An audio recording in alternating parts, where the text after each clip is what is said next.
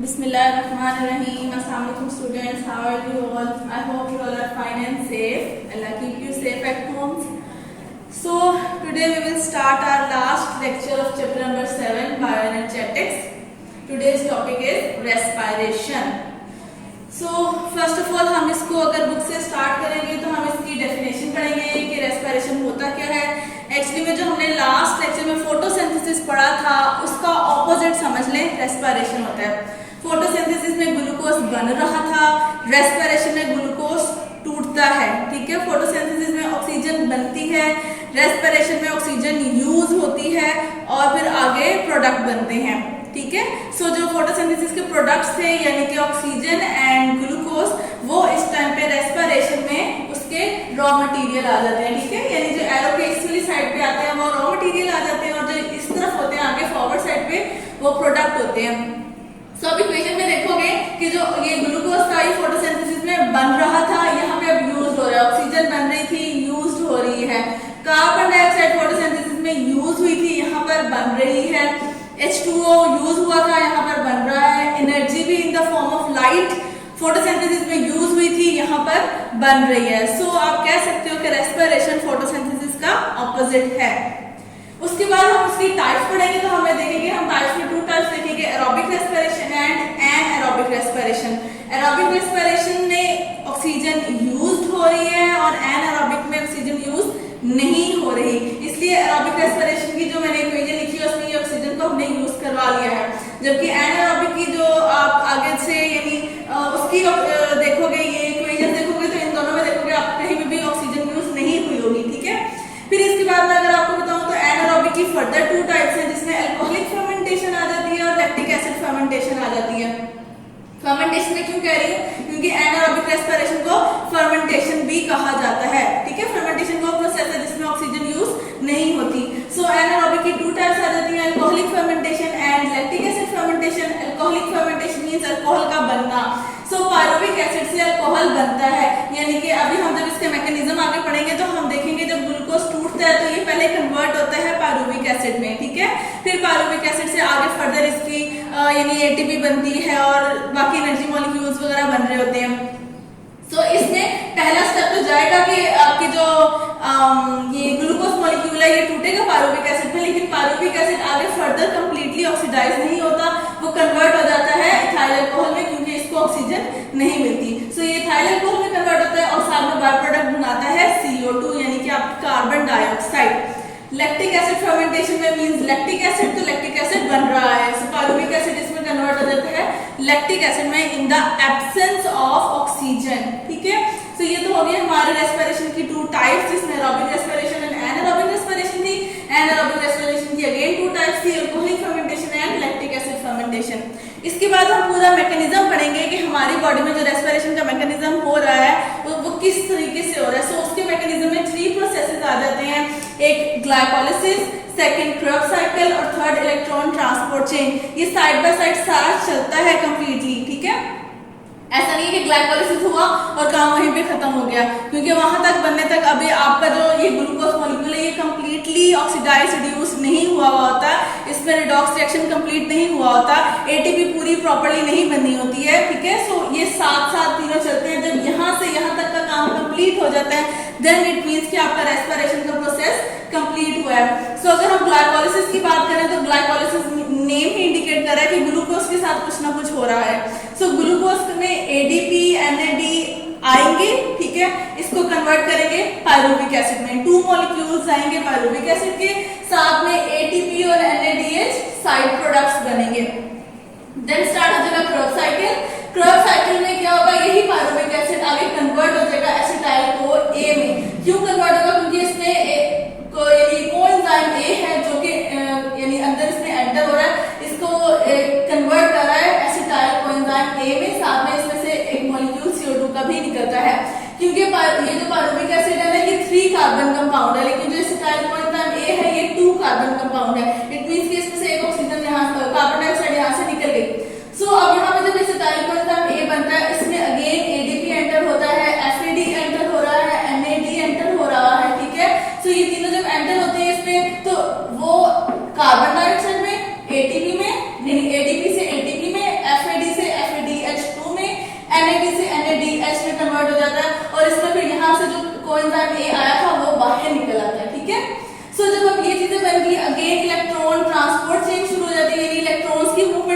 रही है, तो कार्बन डाइऑक्साइड और एटीपी में तो इलेक्ट्रॉन्स की मूवमेंट नहीं होगी, वो NADH और FADH को लेगा, ठीक है। इन दोनों में से इलेक्ट्रॉन्स की मूवमेंट होगी, यानी इलेक्ट्रॉन्स को यहाँ से निकाल देगा बाहर, सो उसकी जगह पे क्या बन जाएगा, H2O बन जाएगा, ATP बन जाएगा, साथ में ये NAD पॉजिटिव यानी अगेन ये एक एंजाइम बन जाएगा, और FAD पॉजिटिव अगेन एक एंजाइम बन जाएगा। और ये वाला प्रोसेस क्या यूज कर रहा है, ऑक्सीजन यूज कर रहा है, यानी कि ये ऑक्सीजन आके थर्ड आपका जो मैकेनिज्म का प्रोसेस चलेगा उसमें एंटर होगी। ये जो फर्स्ट हुआ इसमें ग्लूकोज के साथ काम हो रहा होता है, और जो थर्ड वाला आपका प्रोसेस है उसमें ऑक्सीजन एंटर हो रही होती है, तब जाके आपका जो सा ये एटीपी है ना ये कंप्लीट बनता है और H2O बनता है, और उसके बाद आपकी ये देखिए ये CO2 बना, ये यहाँ पर CO2 आ गया, ये जो H2O बना वो ये H2O बन गया, और जो ये एनर्जी है यहाँ पर भी ये एनर्जी बन रही है, यहाँ पर भी बन रही है, यहाँ पर भी बन रही है, ठीक है। सो आपकी वो एनर्जी बन गई। अब अगर हम इसको टोटल प्रोसेस को देखें, आपको ये जनरल मैंने एक मैकेनिज्म बताया, अदरवाइज अगर इसको आप थोड़ा सा और डिटेल में जाओगे तो ये बहुत वास्ट यानी बहुत बड़ा मैकेनिज्म है। इसके अंदर एक ग्लूकोज मॉलिक्यूल नहीं होता, बहुत सारे ग्लूकोज मॉलिक्यूल होते हैं, और ये देखो मैंने यहाँ पे लिखा है 2 पायरुविक एसिड बनते हैं, ठीक है, यानी ये 2 स्टेप्स साथ साथ चल रहे हैं, ये एक एसिटाइल कोएंजाइम नहीं बनता, ये 2 एसिटाइल कोएंजाइम से बनते हैं। यहाँ पे भी उसका डबल प्रोसेस कर लो, जो भी चीजें बन रही है वो डबल बन रही है। सो जो इसके टोटल एनर्जी प्रोड्यूस हो रही है वो अगर मैं आपको कैलकुलेट कराने बैठूं तो वो बहुत मुश्किल काम है अभी के लिए, आपके लिए, आप इसमें कंफ्यूज हो जाओगे। सो इतना बस आप याद रखो कि एक NADH से 3 ATP बनती है, यानी अगर ये एक NADH बना इट्स मीन कि 3 ATP मॉलिक्यूल बने हैं, ठीक है, और अगर 2 बनेगा तो इट मीन 3 × 2 6 आ जाएगा। इसी तरह अगर आप FADH2 की बात करो तो इट्स मीन कि वो अगर एक FADH बना है इट मीन कि वो कितने ATP के इक्वल है, 2 ATP के इक्वल है। सो अगर 2 FADH बनेंगे तो इट मीन 2 × 2 4 ATP बनेंगी। सो अगर हम इस सारे प्रोसेस को लेके चलते हैं और देखते हैं टोटल ATP कितने बनते हैं, तो वो है 36 ATP हमारे, यानी कि पूरे रेस्पिरेशन से 36 ATP मॉलिक्यूल्स हमारे बन रहे होते हैं, हमें एनर्जी 36 ATP मॉलिक्यूल्स दे रहा होता है एक रेस्पिरेशन के प्रोसेस के अंदर, ठीक है। ये तो हो गया आपका ओवरव्यू। अब आप आ जाए बुक के ऊपर, बुक के पेज नंबर 24 पे हम अब बुक से स्टार्ट करते हैं रीडिंग, और बाकी डिटेल मैं आपको बुक से बताती हूँ। So student this is your page number 124। अब 124 से हम स्टार्ट नहीं करें क्योंकि ये आपका सारा 124 से आगे जितना जा रहा है ये सब प्रैक्टिकल वर्क जा रहा है, 124, 125, 126, 127। तो हम ये स्टार्ट नहीं कर रहे हैं, हम लोग ये सब प्रैक्टिकल जब हम परफॉर्म करेंगे तब वहाँ पे ये सब पढ़ेंगे। सो अभी हम लोग स्टार्ट करने लगे हैं पेज नंबर 130 से रेस्पिरेशन के टॉपिक को। सो when we burn a fuel it utilizes oxygen and yields energy in the form of light, heat etc। वो कह रहे हैं हम जब भी कोई भी फ्यूल को बर्न करते हो, चाहे वो कोल है, नेचुरल गैस है, आपके और पेट्रोलियम्स हैं, इवन अगर आप अपने गार्बेज को भी लेके उसको भी जलाते हो, तो जब जो भी चीज़ को आप जला रहे हो, बर्न कर रहे हो, तो वो ऑटोमेटिकली ऑक्सीजन को यूज़ करती है, हीट को प्रोड्यूस करती है, साथ में लाइट भी प्रोड्यूस हो रही होती है, साथ में बाई प्रोडक्ट्स कार्बन डाइऑक्साइड या कार्बन मोनोऑक्साइड भी प्रोड्यूस हो रहे होते हैं, बहुत सारे ऑक्साइड्स ऑफ नाइट्रोजन, सल्फर भी प्रोड्यूस हो रहे होते हैं, डिपेंड करता है कि वो फ्यूल कैसा है। In this burning process, oxygen is used to break the CH bond present in the fuel molecule. In the same way, organism utilize oxygen for the breakdown of CH bond present in the food in their cells.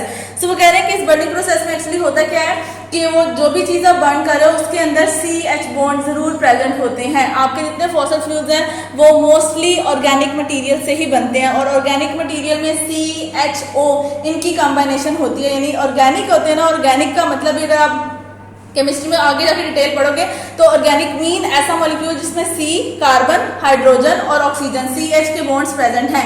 So oxygen CH के bonds को तोड़ती है और carbon dioxide को produce करती है, ATP produce कर रही है। बर्निंग में भी यही चीज होती है, और जब हम रेस्पायर करें तो रेस्पिरेशन में भी यही फिनोमिना चलता है। This breakdown yields energy which is transformed into ATP. During this process, the CH bonds are broken by oxidation reduction reaction, and so carbon dioxide and water are also produced. The cellular energy yielding process is called cellular respiration. Blue box पे आ जाए। In cellular respiration, food is oxidized to CO2 while oxygen is reduced into H2O। यानी उन्होंने यहाँ पे अभी जो मैंने आपको इक्वेशन सी समझाई थी उन्होंने उसी का यहाँ पे बताया है कि जो सेलुलर रेस्पिरेशन है जो सेल्स के अंदर हो रही है उसमें फूड ऑक्सीडाइज्ड हो रहा है और कन्वर्ट हो रहा है CO2 में, जबकि जो ऑक्सीजन यूज होती है वो कन्वर्ट होती है H2O में, यानी कि ऑक्सीजन रिड्यूस्ड हो रही है। Now aerobic and anaerobic respiration. The most common fuel used by cell to get energy by cellular respiration is glucose. यानी कि हमारे लिए एनर्जी का लेना जो सबसे चीपेस्ट वे है, हम किस चीज़ से ले सकते हैं, वो ग्लूकोज से ले सकते हैं. हमारा सेल ग्लूकोज से ही एनर्जी लेता है. उसके अलावा प्रोटीन भी एनर्जी दे रहा है, आपके लिपिड मॉलिक्यूल्स भी एनर्जी देते हैं, लेकिन ज़्यादातर हम ग्लूकोज से ही एनर्जी लेते हैं. आपकी बॉडी में अगर ग्लूकोज, प्रोटीन और कार्बोहाइड्रेट लिपिड प्रेजेंट है तो आपकी बॉडी पहले ग्लूकोज को ही यानी लेगी और उससे से ही एनर्जी लेगी. ग्लूकोज एक कार्बोहाइड्रेट है. So the way glucose is oxidized depend on the availability of oxygen. The cellular respiration occurring in the presence of oxygen is called aerobic respiration, while the one that occurs in the absence of oxygen is called anaerobic respiration. ये उन्होंने दोनों types बता दी हैं कि वो type जिसके अंदर glucose के बॉन्ड्स टूट रहे हैं in the presence of oxygen, oxygen के होते हुए, तो वो एरोबिक रेस्पिरेशन है. और जिसमें ऑक्सीजन प्रेजेंट नहीं है लेकिन फिर भी CH बॉन्ड्स टूट रहे हैं तो वो एनारोबिक रेस्पिरेशन है. Now aerobic respiration in the presence of oxygen, complete oxidation of glucose occurs with maximum release of energy. In the first phase of aerobic respiration, a molecule of glucose which is C6H12O6, so यहाँ पे carbon कितने हैं, 6 हैं. So a molecule of glucose 6 carbon is broken down into 2 molecules of pyruvic acid यानी C3. वो जो एक molecule glucose का था C6 के साथ वो टूट गया है 2 मॉलिक्यूल्स के पायरुविक एसिड में. ठीक है, यानी एक पायरुविक एसिड में C3 है और दूसरे में भी C3 है. दोनों को कंबाइन करोगे तो ऑटोमेटिकली 6 हो जाएगा. सो फर्स्ट फेज में तो ये हो रहा है कि ग्लूकोज टूट रहा है 2 मॉलिक्यूल्स में. मॉलिक्यूल्स का नाम क्या है, pyruvic acid. In the next phase, molecules of pyruvic acid are completely oxidized. All CH bonds are broken to CO2, carbon dioxide and water, and all the energy is released. The overall reaction is as follow. So वो कहने के second step में क्या हो रहा है कि वो जो आपका pyruvic acid था वो कन्वर्ट हो रहा है, यानी उसमें फर्दर C और H के साथ जो बॉन्ड्स हैं, C यानी C के साथ जो H कंबाइन हुआ है अब वो भी बॉन्ड्स को तोड़ रहा है और क्या बना रहा है, कार्बन डाइऑक्साइड, क्योंकि यहाँ पे अब ऑक्सीजन यूज हो रही है और साथ में वाटर बन रहा है. सो उन्होंने ओवरऑल इक्वेशन आपको दे दी है C6H12O6 plus O2 converted into CO2 plus H2O and energy. Anaerobic respiration, so आप याद रखिएगा कि एरोबिक रेस्पिरेशन में 2 स्टेप्स चलते हैं. पहले स्टेप में ग्लूकोज कन्वर्ट हो रहा है पायरुविक एसिड में और सेकंड स्टेप में वो पायरुविक एसिड आगे ऑक्सीजन को यूज करके उसमें कन्वर्ट हो रहा है कार्बन डाइऑक्साइड में और वाटर में. Anaerobic respiration, fermentation. In the presence of oxygen, glucose is incompletely oxidized with less amount of energy released. Sorry, in the absence of oxygen. वो यहाँ पे कह रहे हैं कि अगर ऑक्सीजन प्रेजेंट नहीं है तो ग्लूकोज आगे कन्वर्ट होता है और एनर्जी भी रिलीज करता है, लेकिन जो उसकी कन्वर्जन है वो इनकम्प्लीट है, वो कंप्लीट कन्वर्ट नहीं हो रहा. यानी फर्स्ट स्टेप हो रहा है और सेकंड स्टेप नहीं हो रहा. यानी सेकंड स्टेप में जो कार्बन डाइऑक्साइड और H2O प्रोड्यूस हो रहे थे ना, वो कंप्लीटली कार्बन डाइऑक्साइड और H2O प्रोड्यूस नहीं हो रहे हैं. ठीक है, उनमें थोड़ी सी चेंज आ जाती है. अब चेंज क्या आती है अब हम आगे पढ़ेंगे. In anaerobic respiration the first phase is exactly similar to that of aerobic respiration. A molecule of glucose is broken down into 2 molecules of pyruvic acid, but in the second phase pyruvic acid is not completely oxidized due to the absence of oxygen. It is transformed into ethyl alcohol or lactic acid. In this way, many of the CH bonds are left unbroken in the product. Anaerobic respiration is further classified as alcoholic fermentation and lactic acid fermentation. So यहाँ पे ये कहने कि aerobic respiration के जिस तरह 2 phases थे, इसके भी 2 ही फेजेस हैं, 2 ही स्टेप्स हैं.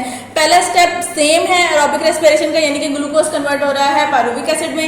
इसमें भी वही हो रहा है कि ग्लूकोज कन्वर्ट हो रहा है पायरुविक एसिड में. अब जो आपका एरोबिक रेस्पिरेशन था उसमें सेकंड फेज में ऑक्सीजन यूज कर रहा है आपका पायरुविक एसिड और वो आगे फर्दर कन्वर्ट हो रहा है कार्बन डाइऑक्साइड, वाटर और एनर्जी में. यहाँ पे ऑक्सीजन नहीं है. सो जो पायरुविक एसिड है वो ऑक्सीजन के ना होते हुए कन्वर्ट हो जाता है या तो इथाइल अल्कोहल में या फिर लैक्टिक एसिड में. सो ये 2 आ जाते हैं. तो उन्होंने आगे एनारोबिक की भी 2 टाइप्स बता दी हैं. एक इथाइल अल्कोहल के साथ यानी वो अल्कोहल है तो अल्कोहलिक फर्मेंटेशन, और एक लैक्टिक एसिड के साथ तो वो lactic acid fermentation. Alcoholic fermentation, it occurs in bacteria, yeast, etc. In this type of anaerobic respiration, pyruvic acid is further broken down into alcohol C2H5OH and CO2. यानी ये ethyl alcohol को उन्होंने आपको formula दे दिया, जैसे glucose का formula होता है, और साथ में कार्बन डाइऑक्साइड दे दिया। Lactic acid fermentation it occurs in skeletal muscles of human and other animals during extreme physical activities. This also happens in the bacteria present in milk. In this type of anaerobic respiration, each pyruvic acid molecule is converted into lactic acid, which is C2H6O3. इनके formulas आपने याद रखनी है। सो यहाँ पे कह रहे हैं कि लैक्टिक एसिड, वैसे तो alcoholic fermentation, lactic acid fermentation दोनों ही बैक्टीरिया में भी हो रही हैं और यानी बाकी माइक्रो ऑर्गेनिजम्स में भी होती हैं, लेकिन जो लैक्टिक एसिड है ना, उसकी वो कह रहे हैं कि वो ह्यूमन बींग्स में भी हो रही है। अल्कोहलिक फर्मेंटेशन ह्यूमन बींग में नहीं होती, हमारे अंदर अल्कोहल ऑटोमेटिकली प्रोड्यूस नहीं हो रहा, लेकिन लैक्टिक एसिड प्रोड्यूस होता है। और वो कब प्रोड्यूस होता है? वो जनरल कंडीशन में प्रोड्यूस नहीं हो रहा। जब हम स्वेयर किस्म की एक्सरसाइज कर रहे होते हैं या कोई हार्ड वर्कआउट कर रहे हैं, तो उस कंडीशन में ये होता है कि हमें ऑक्सीजन, हमारे यानी जो सेल्स है ना, वो बहुत ज़्यादा काम कर रहे होते हैं और उनको अपने उस काम के लिहाज से ऑक्सीजन नहीं मिल रही होती। हम ब्रीथ इन उस हिसाब से नहीं कर रहे होते हैं जिस हिसाब से हमारी जो सेल्स हैं, बॉडी के जितने भी सेल्स हैं, वो काम करें। सो उस टाइम पे उन सेल्स को कंप्लीटली ऑक्सीजन नहीं मिल रही होती अपना काम करने के लिए, वो इनकम्प्लीट ऑक्सीजन यूज हो रही होती है। तो वो इनकम्प्लीट ऑक्सीजन में पायरुविक एसिड को कन्वर्ट कर देते हैं लैक्टिक एसिड में, और जैसे ही लैक्टिक एसिड कन्वर्ट होना शुरू होता है, यानी पायरुविक एसिड लैक्टिक एसिड में कन्वर्ट होना शुरू होता है, हमें फिटीग होना शुरू हो जाती है, यानी हम थकने लग जाते हैं। कि अब जिस तरह आप सपोज एक्सरसाइज कर रहे हो, ट्रेडमिल पे ही चल रहे हो, एक अगर आप नॉर्मल वॉक कर रहे हो तो आप नहीं थकते हो, लेकिन अगर ट्रेडमिल को फास्ट करते हो तो आप कोई 5 से 10 मिनट तक चलोगे, उसके बाद ऐसे साथ थकने लग जाओगे। जब आप थकने लग जाओगे, इट मीन्स कि अब आपके सेल्स ने इतना काम करना शुरू कर दिया कि आप उनको उतनी ऑक्सीजन नहीं दे रहे हो और वो लैक्टिक एसिड प्रोड्यूस करना शुरू हो गए, और जैसे ही लैक्टिक एसिड प्रोड्यूस होगा आप थकने लग जाओगे। ठीक है, सो हमारी बॉडी में पायरुविक एसिड लैक्टिक एसिड में भी कन्वर्ट होता है। नाउ इंपॉर्टेंस ऑफ फर्मेंटेशन के, इस फर्मेंटेशन की रेस्पिरेशन की तो इंपॉर्टेंस है, उसकी होते हुए हम जिंदा रह रहे हैं, लेकिन फर्मेंटेशन की क्या इंपॉर्टेंस है हमारी लाइफ में, अब हम वो पढ़ने जा रहे हैं। When life evolved on the earth, जब इस दुनिया में यानी लिविंग ऑर्गेनिज्म को डिस्कवर हुई थी, यानी लिविंग ऑर्गेनिज्म यहाँ पे आए थे, द अर्ली लैंड और water habitat did not have any supply of free oxygen. In these anaerobic conditions, early organisms respire anaerobically and got energy from their life activities. तो वो कह रहे हैं कि जब दुनिया नई नई बनी थी और इसके ऊपर लिविंग ऑर्गेनिजम्स आए थे, तब उस टाइम पे इस दुनिया पे ऑक्सीजन नहीं थी, ना ही पानी में थी, ना ही लैंड में थी। तो उस टाइम पे जो फिर यहाँ पे ऑर्गेनिजम्स रहते थे, वो चाहे माइक्रो ऑर्गेनिजम्स हैं चाहे दूसरे ऑर्गेनिज्म हैं, बेसिकली माइक्रो थे, क्योंकि दुनिया के बनते ही यहाँ पर यानी बड़े लिविंग ऑर्गेनिजम्स नहीं आए थे। सो वो कह रहे हैं कि उस टाइम पे जो लिविंग ऑर्गेनिज्म यहाँ रह रहे थे, उन्होंने ऑक्सीजन तो यूज थी नहीं उनके लिए, सो उन्होंने एनारोबिकली रेस्पायर करना शुरू कर दिया था। तो वो एनारोबिकली रेस्पायर करके अपनी लाइफ की एक्टिविटीज को कंटिन्यू करते थे। Even today when free oxygen is available, some organisms including some bacteria and some fungi get energy anaerobic respiration is called anaerobes. So वो कह रहे हैं कि आज भी ऐसे ऑर्गेनिजम्स हैं जो कि अगर तो उनको ऑक्सीजन मिलती है, वेल एंड गुड, वो ऑक्सीजन के साथ रेस्पायर करते हैं, और अगर ऑक्सीजन उनको नहीं मिलती है तो वो एनारोबिकली रेस्पायर करते हैं। सो ऐसे ऑर्गेनिज्म जो कि एनारोबिकली भी रेस्पायर करते हैं, उनको हम एनारोब्स का भी नाम देते हैं। Human can also provide energy to their skeletal muscle cells through anaerobic respiration. It happens when skeletal muscles have to work hard, but oxygen supply cannot be increased to fulfill the demand. ये मैंने अभी जो lactic acid वाली बात बताई थी ऊपर आपकी लैक्टिक एसिड फर्मेंटेशन में, ये वो बात कर रहे हैं कि ह्यूमन बीइंग के भी स्केलेटल मसल्स जो उनसे हैं, जाहिर है जब हम वर्कआउट कर रहे होते हैं हमारी बॉडी के मसल्स काम करते हैं, सो उनको जब ऑक्सीजन नहीं मिलती तो वो लैक्टिक एसिड प्रोड्यूस करते हैं, यानी कि वो फर्मेंटेशन का काम कर रहे हैं। Scientists have used the fermenting abilities of fungi and bacteria for the benefits of mankind. यानी साइंटिस्ट ने बैक्टीरिया की और फंजाई की जो ये एनारोबिकली रेस्पिरेशन का प्रोसेस है, इसको यूज करते हुए अपने लिए बेनिफिट्स निकाल लिए हैं। वो बेनिफिट्स क्या निकले हैं? For example, the fermenting power of bacteria are used for making cheese and yogurt. Fermentation in yeast is used in brewing and baking industry. Similarly the soya sauce is made through the fermentation by a fungus asparagus. यानी उन्होंने ये छोटी सी आपको different types बताएं कि हम bacteria को इसको यूज़ करते हुए चीज़ बना सकते हैं, अपने बेकिंग जो से प्रोडक्ट्स हैं वो बना सकते हैं, ठीक है। इसके अलावा वो कह रहे हैं सोया सॉस हम बना रहे हैं। अगर इनके अलावा भी मैं आपको छोटी सी एक एग्जांपल दे दूं तो हमारे घर में जो दही का बनना है, जो घर में ही हम दूध से दही बना रहे हैं, वो भी बैक्टीरिया ही कर रहा होता है। इसके अलावा हम अपने घर में जो बहुत सारी ऐसी चीज़ें हैं जो बेकिंग के लिए यूज़ होती हैं, हम उसमें यीस्ट डालते हैं, ठीक है। तो वो जो यीस्ट डल रही है वो भी माइक्रो ऑर्गेनिज्म ही है, वो भी उसमें डल के उसको फुलाती है। एक्चुअली ये काम क्या करते हैं, ये कार्बन डाइऑक्साइड बना रहे होते हैं, और जब कार्बन डाइऑक्साइड बनती है तो वो जो भी आपकी वो चीज़ है उसको फैलाती है। हमारा जो घर का आटा है, जब वो खमीरा हो जाता है, वो फूल जाता है, उसमें बबल्स बन जाते हैं, वो भी क्या है, वो भी फर्मेंटेशन का ही प्रोसेस है, ठीक है। हमारी जो ब्रेड बन रही है वो भी उसी तरह ही, आटा जब फूलता है तो वो ब्रेड बनती है, तो वो भी प्रोसेस जो है वो भी फर्मेंटेशन का ही प्रोसेस है। यानी कि अब हम लोगों ने इस फर्मेंटेशन के प्रोसेस को अपने लिए बहुत ज़्यादा यूज़ करना शुरू कर दिया है। नेक्स्ट आ जाए तो हमारा मैकेनिज्म आ जाता है। अब रेस्पिरेशन का जो पूरा ओवरऑल मैकेनिज्म है वो पढ़ते हैं। The process of respiration involves complex series of reaction. For the study of all the reactions of glucose oxidation, we will go into the mechanism of aerobic respiration. So aerobic respiration is a continuous process, यानी ये एक step नहीं है, ये एक continue है, एक के बाद दूसरा, दूसरे के बाद तीसरा. But for convenience, we can divide it into three main stages. That is glycolysis. Glycolysis में ग्लूकोज के साथ काम हो रहा है. Krebs cycle, यानी Krebs cycle में वो पायरुविक एसिड के साथ काम कर रहे हैं. और उसके बाद इलेक्ट्रॉन ट्रांसपोर्ट चेन, यानी कि पायरुविक एसिड में वो जो NADH, FADH2 बने थे, उसमें जो इलेक्ट्रॉन्स हाइड्रोजन आके बने थे, वो उस हाइड्रोजन के साथ काम हो रहा है, ठीक है. यानी इलेक्ट्रॉन ट्रांसपोर्ट चेन, हाइड्रोजन जो NAD जो कोएंजाइम था उसके साथ H आके लगा था वो, और FAD जो कोएंजाइम था उसके साथ जो H2 आके लगा था वो, ठीक है. वो जो H थे वो उनके पास इलेक्ट्रॉन्स हैं, सो इट मीन्स कि वो इलेक्ट्रॉन ट्रांसपोर्ट चेन अब चल रही है यहाँ पे. स्टार्ट करते हैं ग्लाइकोलिसिस से. Glycolysis occur in cytoplasm and oxygen is not involve in this stage. कहाँ पे हो रहा है, ये सेल के साइटोप्लाज्म में हो रहा है और इसमें ऑक्सीजन इन्वॉल्व नहीं है. वो क्रेब्स साइकिल के बाद आगे जो इलेक्ट्रॉन ट्रांसपोर्ट चेन आती है वहां पे ऑक्सीजन यूज हो रही है. So that is why it occurs in both type of respiration, that is aerobic respiration as well as in anaerobic respiration. In glycolysis, glucose C6 molecule is broken down into two molecules of pyruvic acid, that is C3. In Krebs cycle, the pyruvic acid molecule जो कि यहाँ पे भी अभी आप देखो glucose, ठीक है, इसमें ADP आया, साथ में NAD आया, ठीक है. ADP means adenosine diphosphate, NAD जो कि आपका कोएंजाइम था.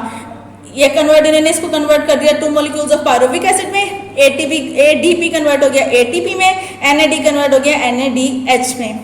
So in Krebs cycle, the pyruvic acid molecule are completely oxidized along with the formation of ATP, NADH and FADH2. Before entering in Krebs cycle, pyruvic acid is changes into a 2-carbon compound called acetyl coenzyme A.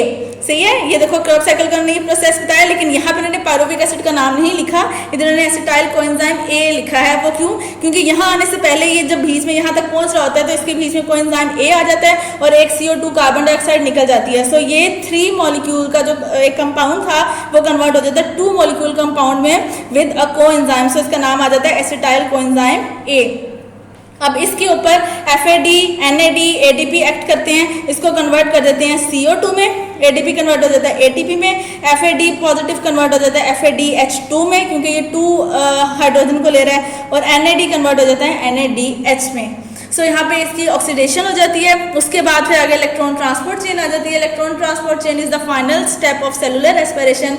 It is the transfer of electrons on an electron it is the transfer of electron on an electron transport chain. In this step, NADH and FADH2 release electrons and hydrogen ions.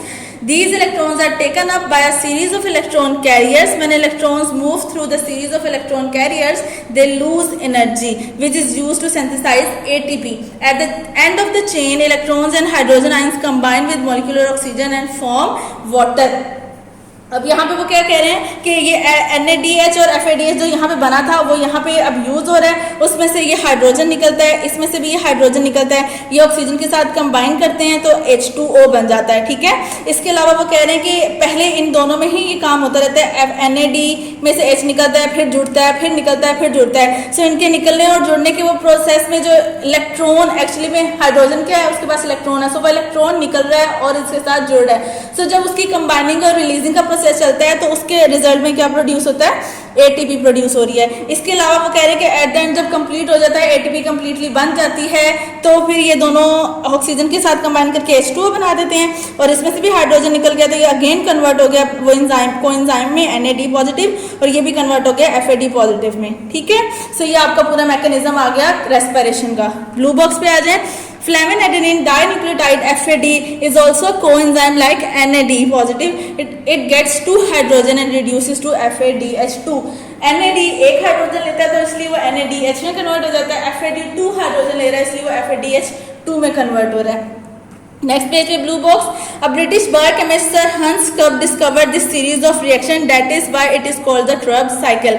इसको जो ये middle वाला पूरा process है इसको Krebs cycle का नाम क्यों दिया गया है, क्योंकि सर हेंसन क्रब जो से थे एक बायोकेमिस्ट थे, उन्होंने इसको डिस्कवर किया था, सो उन्हीं के नेम के ऊपर इस साइकिल का भी नेम दिया गया है। सो ये भी आपके एमसीक्यूज में पूछा जाता है। नेक्स्ट आ जाता है एनर्जी बजट ऑफ रेस्पिरेशन, यानी टोटल एटीपी कितने प्रोड्यूस हो रहे हैं। ये बहुत कॉम्प्लेक्स मैकेनिज्म है, आपको ये इतना आता भी नहीं है, जो चीज़ आती है वो मैंने आपको बता दी है कि NADH 3 एटीपी मॉलिक्यूल्स बनाता है, FADH 2 एटीपी मॉलिक्यूल्स बनाता है और टोटल 36 मॉलिक्यूल्स बनते हैं। ठीक है, बाकी मैं ये आपको पढ़ देती हूँ बट ये ऐसे जितना इंपॉर्टेंट नहीं है। Each NADH produces 3 ATP in electron transport chain. The NADH generated in glycolysis gives 2 ATP because 1 ATP is spent to transport it across the mitochondrial membrane। यानी वो कह रहे हैं कि ग्लाइकोलिसिस के प्रोसेस में एक ATP यूज भी हो जाता है। उसके बाद कह रहे हैं each FADH2 produces 2 ATP. The total output of ATPs can be calculated from the following data. Note that during anaerobic oxidation of a glucose molecule, only 2 ATP molecule are gained at the net profit. यानी वो कह रहे हैं कि जब ये anaerobic respiration हो रही होती है तब कितने total molecules बनते हैं, just 2 बनते हैं, और जब aerobic respiration हो रही होती है तब कितने molecules बनते हैं, तब 36 बनते हैं। It is because there is no Krebs cycle and electron transport chain in anaerobic respiration। वो कह रहे हैं कि anaerobic respiration में just 2 molecules of ATP क्यों बन रहे हैं, क्योंकि उसमें ना तो Krebs cycle का प्रोसेस है ना ही इलेक्ट्रॉन ट्रांसपोर्ट चेन का प्रोसेस है। सो उसमें जो प्रोसेस आ रहा है वो सिर्फ ग्लाइकोलिसिस का ही प्रोसेस आ रहा है। सो ग्लाइकोलिसिस में जितने बनेंगे उतने ही anaerobic respiration में भी ATP बनेंगे। सो anaerobic में 2 बनते हैं और जो आपके aerobic respiration है उसमें टोटल 36 बनते हैं। देन अगेन आपका सारा ये प्रैक्टिकल वर्क आ जाता है, इसको हम प्रैक्टिकल जब होंगे तब करेंगे। आपके आगे 2 टेबल्स बने हुए हैं, एक टेबल आ जाता है फोटोसिंथेसिस और रेस्पिरेशन के बीच में टेबल आ रहा है, आपको ये भी याद करना है। ये बता देते हैं, अगर हम मेटाबॉलिज्म की बात करते हैं तो फोटोसिंथेसिस एनाबॉलिक है और रेस्पिरेशन कैटाबॉलिक है। यानी रेस्पिरेशन में आप क्या कर रहे हो, एनर्जी को प्रोड्यूस कर रहे हो, और जो आपका फोटोसिंथेसिस है उसमें क्या हो रहा था, एनर्जी यूज हो रही थी। उसके अलावा एनर्जी इन्वेस्टमेंट की बात करते हैं तो फोटोसिंथेसिस में वो एनर्जी किस फॉर्म में यूज हो रही थी, लाइट एनर्जी की फॉर्म में यूज हो रही थी। Investment of light energy to store is in the form of bond. ठीक है, वो जो CH बॉन्ड ग्लूकोज बॉन्ड बन रहे थे उसमें थी।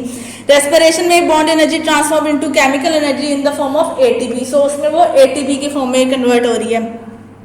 ऑर्गेनिज्म जिनमें फोटोसिंथेसिस और रेस्पिरेशन होती है, तो फोटोसिंथेसिस किस में हो रही है, बैक्टीरिया में, एल्गी में और प्लांट में, जबकि रेस्पिरेशन सब में होती है। बैक्टीरिया में भी हो रही है, प्लांट्स में भी हो रही है, एल्गी में भी हो रही है, ह्यूमन बींग्स में भी हो रही है, सब में रेस्पिरेशन का प्रोसेस चल रहा है। साइट ऑफ एक्रेंस फोटोसिंथेसिस कहाँ होती है, क्लोरोप्लास्ट में हो रही है, और जो रेस्पिरेशन है वो कहाँ हो रही है, साइटोप्लाज्म और माइटोकॉन्ड्रिया में चल रही है। ठीक है, यानी कि ये देखो अगर हम यहाँ पे देखें तो ये साइटोप्लाज्म था, ग्लाइकोलिसिस का प्रोसेस साइटोप्लाज्म में आ रहा है। उसके बाद आगे वो देखो यहाँ पे अगर आप पढ़ो तो ATP spend to transport it across the mitochondrial membrane, यानी जो ये Krebs cycle electron transport chain है ये आगे फिर माइटोकॉन्ड्रियल मेम्ब्रेन तक चले जाते हैं। ठीक है, सो आपका जो रेस्पिरेशन का प्रोसेस है वो दोनों जगह पे हो रहा है। टाइम ऑफ अकरेंस फोटोसिंथेसिस सिर्फ दिन में होगा, in day time only in the presence of light, और जो रेस्पिरेशन है वो ऑल द टाइम, वो डे में भी है और वो नाइट में भी है। नेक्स्ट आपका जो टेबल है वो एरोबिक रेस्पिरेशन और एनारोबिक रेस्पिरेशन पे आ जाता है। सो उनकी जो फर्स्ट प्रॉपर्टी है ऑक्सीजन, तो एरोबिक रेस्पिरेशन में यस यूज होती है, एनारोबिक में यूज नहीं हो रही है। एरोबिक रेस्पिरेशन में कितनी ATP बन रही है, वो 36 बन रही है, एनारोबिक में 2 बन रही है। फाइनल प्रोडक्ट एरोबिक रेस्पिरेशन के CO2 H2O, एंड जो एनारोबिक है उसमें लैक्टिक एसिड है या फिर एथेनॉल है, साथ में कार्बन डाइऑक्साइड है। Site of occurrence aerobic respiration, glycolysis cytoplasm में हो रहा है, और Krebs cycle and electron transport chain in mitochondria, तो ये दोनों माइटोकॉन्ड्रिया में हो रहे हैं। एनारोबिक रेस्पिरेशन जस्ट साइटोप्लाज्म में हो रहा है क्योंकि उसमें सिर्फ ग्लाइकोलिसिस का प्रोसेस चलता है। Importance major source of energy for most organism, यानी कि जो हम रेस्पायर कर रहे हैं और एनर्जी प्रोड्यूस कर रहे हैं, सो ये वो चीज़ आ जाती है।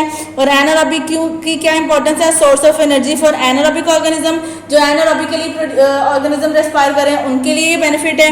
Source of energy for aerobic organisms in short supply of oxygen, ऐसे ऑर्गेनिजम्स जो कि ऑक्सीजन मिलती है तो वेल एंड गुड, नहीं मिलती तो एनारोबिकली रेस्पायर कर सकते हैं, उनके लिए ये इंपॉर्टेंट है। Source of many products, for example आपके एथेनॉल और चीज़ वगैरह में जो हम लोग अपने इंडस्ट्रियल यूज में लेकर आ रहे हैं वो चीज़ आ जाती है।